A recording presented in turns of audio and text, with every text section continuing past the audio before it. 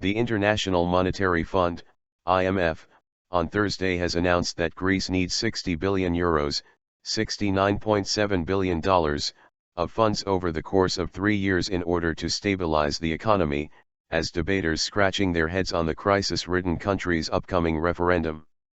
By announcing the crisis-ridden country needs €60 billion, $69.7 billion, of funds over the course of 3 years in order to stabilize the economy. With no deal reached last weekend with the Greek efforts to secure an extension with the IMF, Prime Minister Alexis Tsipras called his nation to vote in a referendum for bailout terms, offering proposals to reduce the pressure on bank balance sheets. Speaking to a national TV channel at the start of this week, Tsipras announced that he will not stay in his post and oversee the cuts if the bailout is accepted in the referendum. If the Greek people want to proceed with austerity plans in perpetuity, which will leave us unable to lift our head, we will respect it, but we will not be the ones to carry it out, he said.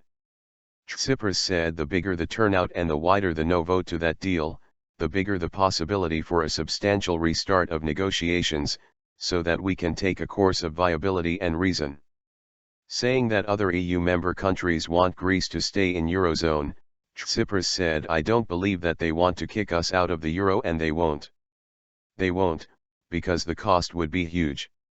Tsipras also added that Greece's fight against austerity will be an example to those European societies which have been suffering under austerity policies and trying to find another route to economic recovery. The IMF made it clear that it would advise a 20-year grace period for Greece to make any debt payments, and the final installment of payments should be provided in 2015.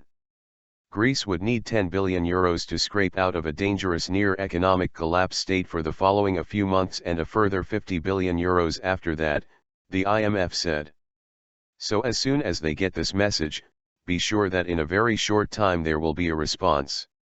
Some branches reopened on Wednesday to serve pensioners who lined up only to take €120 of their pension, as the limited access to funds restrict the system's capabilities.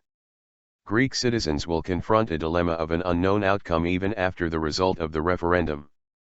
Research shows that 47.1% seem positive to the creditors' proposals, whereas the 43.2% lean towards voting no.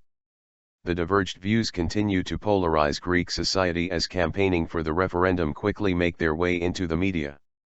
While the No campaign sports the title "I vote for no because democracy cannot be blackmailed," it adds on Sunday, "I vote for no because I hope and no longer fear." On the other hand, advertisements for the Yes campaign strongly advised citizens not to trust the government. "Vote yes for Greece, vote yes for Euro," it states.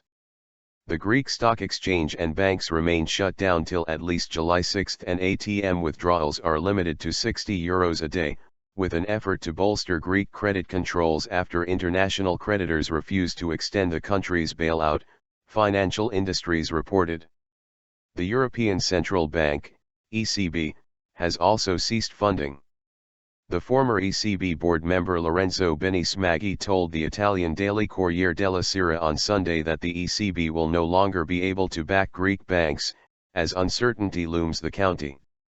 Given the uncertainty over Greece remaining in the euro, the ECB will no longer be able to supply liquidity to the Greek banks, who in turn will be unable to supply euros to their clients, he said, according to the report.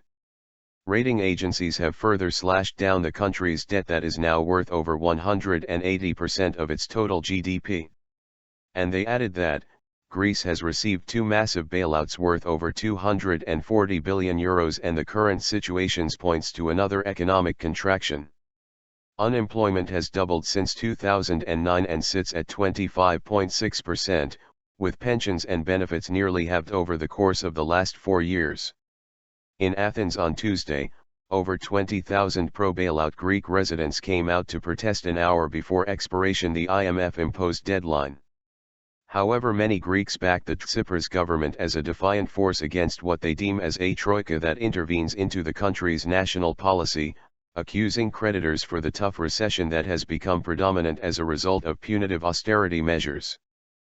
Pro-Greece demonstrations are scheduled to take place this week all around Europe, including in Berlin, Paris, Brussels, Rome, and Amsterdam.